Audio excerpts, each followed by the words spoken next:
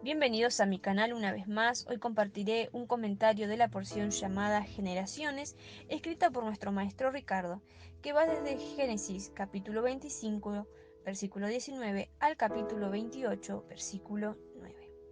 Estas son las generaciones de Isaac, hijo de Abraham. En esta porción de la Torá, de la instrucción, iniciamos con el comienzo de los descendientes de Isaac y su desarrollo. En este primer comentario haremos algunas observaciones que nos serán útiles para entender no solo la porción de la escritura, sino también hechos relevantes que tienen que ver con los tiempos del fin en los cuales estamos viviendo. En primer lugar, debemos ubicarnos en tiempo y espacio de estos hechos. Cuando nos referimos a espacio, hablamos exclusivamente de los hechos que acontecen con la vida del patriarca Isaac dentro de los límites de la tierra prometida. A diferencia de su padre Abraham, quien nació en la tierra caldea y viajó a Egipto, nuestro patriarca Isaac peregrinó por la tierra prometida. En cuanto a tiempo, no nos referimos al año calendario, sino al tiempo de las edades de los nombrados en estos relatos. Hagamos un poco de memoria. Tiene Abraham 100 años cuando su hijo Isaac nace, y Sara, su madre, ronda los 90. Cuando su madre muere, Isaac tiene 37 años, pues Sara muere a los 127, teniendo Abraham 137 años. ¿Qué edad tiene Isaac al casarse con la matriarca Rebeca, sucesora en la posición de Sara? Génesis 25:20 dice: Era Isaac de 40 años cuando tomó por mujer a Rebeca, hija de Betuel, arameo, de Param Aram, hermana de Labán, arameo. O sea, luego de la muerte de su madre Sara, Isaac pasó 3 años hasta que unió su vida con Rebeca.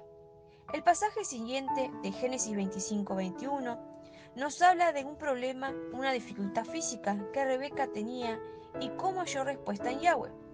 Y oró Isaac a Yahweh por su mujer, que era estéril, y lo aceptó Yahweh y concibió Rebeca, su mujer. El nuevo creyente verá ahora cuán importante es posicionarse bien en las escrituras para saber qué tiempos se está hablando. Pues si solo tomamos en cuenta el pasaje transcrito, podríamos confundirnos. ¿Por qué escribo esto? Si yo preguntase cuánto tiempo oró Isaac para que su mujer pudiese tener hijos, ¿cuál sería la respuesta?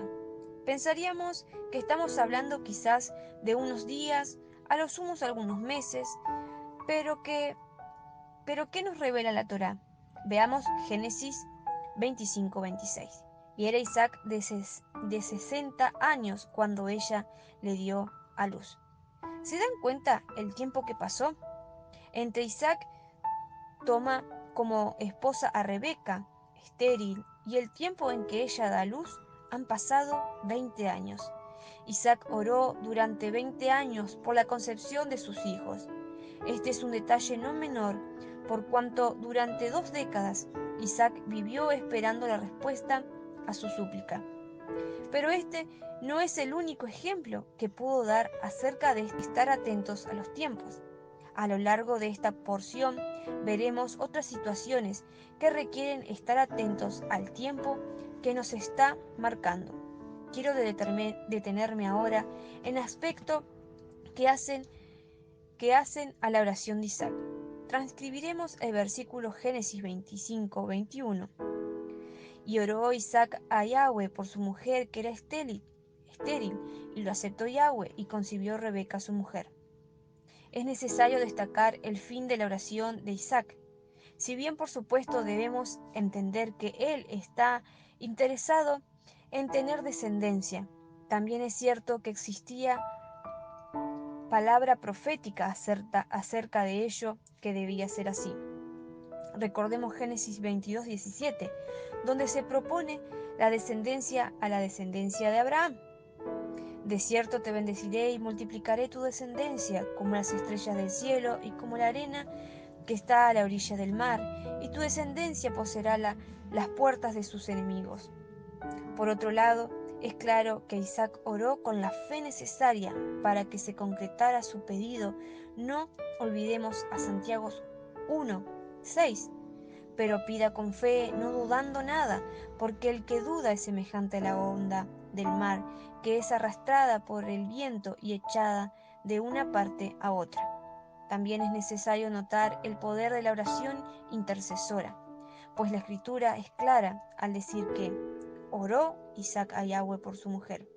Nótese, por favor, que la escritura no dice oró para que le dé descendencia, sino que lo hizo, oró por su mujer. Muchas son las maravillas que este solo versículo nos puede dar.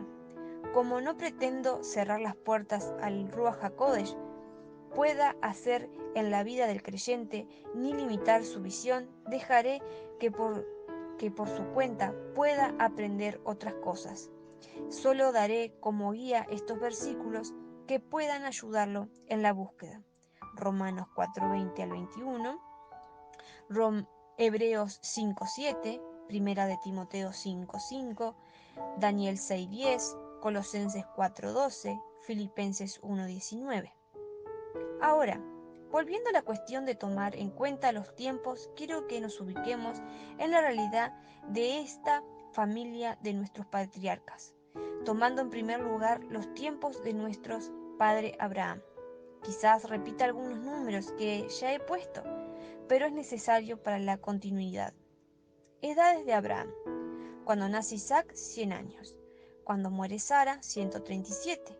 Cuando Isaac se casa con Rebeca, 140. Cuando Rebeca concibe, 160. Edad de Abraham al momento de morir, 175. Edades de Isaac. Cuando muere su madre, 37. Al casarse con Rebeca, 40. Al momento de concebir, 60. Y al momento de morir su padre Abraham, 75. Edad de los hijos de Isaac al morir Abraham, 15 años. Una aclaración más. Al momento de la concepción de Rebeca, aún tenemos con vida al hijo de Noé, Sem, quien se encuentra viviendo en la región que Abraham abandonó cuando tenía 75 años. Génesis 12:4. Y era Abraham de 75 años cuando salió de Aram. ¿Por qué hago hincapié en estas cuestiones? Porque la enseñanza tradicional se acostumbra a la lectura de versículos aislados. Por lo general escuchan un versículo en una predicación, lo marcan o lo tildan, a veces hasta lo memorizan, pero se pierde el contexto general de la escritura, y por ello los personajes de la historia aparecen aislados y casi sin contacto. De esta forma, a Noé le sigue Sem, Cam y Jafet, sin tomar en consideración que Noé, Sem y Eber permanecieron viviendo juntos enseñando los caminos de Yahweh. O bien se sabe que existió un Abraham que tuvo un hijo Isaac que se casó con Rebeca y lo sucedió. Pero en esto no perdemos de vista que Abraham, Isaac y Rebeca, Jacob y Esaú vivían juntos. De esta interacción entre ellos sucedían cosas como en cualquier familia, algunas seguramente sin relevancia histórica. Tendrían fiestas, alegrías y enojos, pero algunos de esos eventos familiares han tenido tal trascendencia que se prolongan hasta nuestros días. Veremos, por ejemplo, en los estudios de esta porción cómo cierta pelea familiar es la base de la actual guerra entre Israel y los árabes, autodenominados palestinos en Gaza y en Cisjordania. También veremos por qué, por ejemplo, es importante saber que al momento de la concepción de Rebeca estaban vivos e instruyendo al pueblo los sacerdotes Sem y Eber, hijo y nieto de Noé. Pero a todo ello lo iremos viendo en los estudios siguientes. Proseguimos con la segunda parte de esta porción. En el estudio anterior hice hincapié en ubicarnos en tiempo y espacio porque de esa forma tendríamos una idea de cómo podrían estar relacionados los miembros de la familia patriarcal. En este empezaremos a tener una dimensión de por qué fue necesario ubicarnos de ese modo. Veamos Génesis 25, versículos 22 y 23. Y los hijos luchaban dentro de ella, y dijo: si es así, ¿para qué vivo yo? Y fue a consultar a Yahweh, y le respondió Yahweh. En este versículo se nos cuenta el desagradable momento que le tocó vivir a la primeriza Rebeca, quien, no habiendo podido tener hijos durante 20 años, ahora ha concebido. Siente en sus entrañas una pelea constante. Por supuesto, está de más aclarar el dolor físico que ello le provoca, además de la inquietud e incertidumbre por el motivo por el cual esto ocurría. Sé que las mujeres que escuchan esto son más conscientes del dolor físico que esta mujer ha tenido, sus temores y desazón. Pero todos podemos imaginar que esto ha sido grave en la vida de nuestra matriarca. De hecho, fijémonos la frase dolorosa que llega a pronunciar: ¿para qué vivo yo?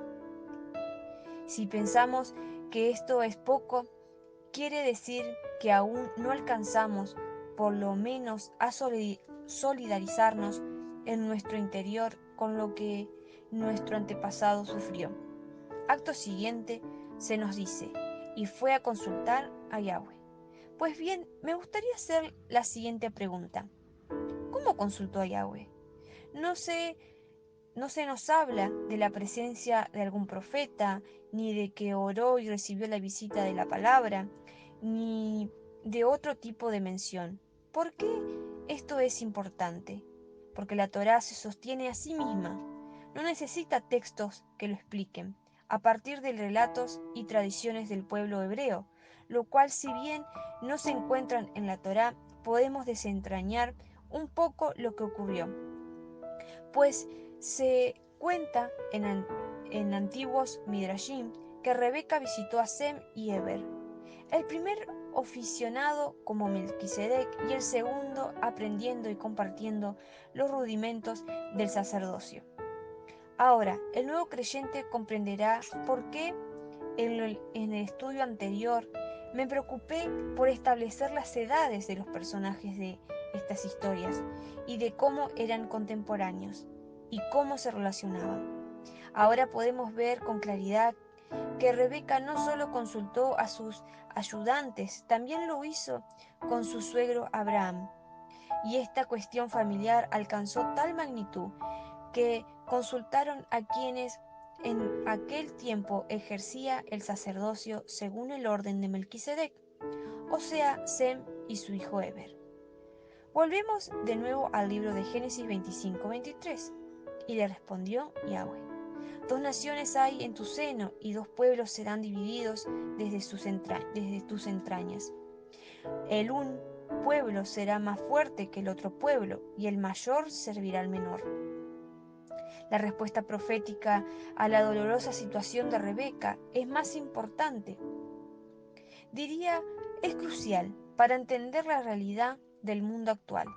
La próxima vez que las noticias nos informen acerca de los terroristas palestinos atacando Israel, o que nos hablen de que Tzahal, el ejército de Israel, ha penetrado en la franja de Gaza, sepamos, queridos hermanos, que nos estamos refiriendo a esa profecía haciéndose realidad ante nuestros ojos. Esaú y Jacob combatiendo en las propias entrañas de su madre, en las propias entrañas de la tierra prometida, siendo, por supuesto, Jacob el heredero con derechos divinos sobre esa tierra. En el próximo estudio ahondaremos la cuestión de la primogenitura y el nuevo creyente podrá entender la historia detrás de un potaje. Firma Ricardo. Se permite la reproducción total o parcial, mencionando al autor, todos los derechos reservados.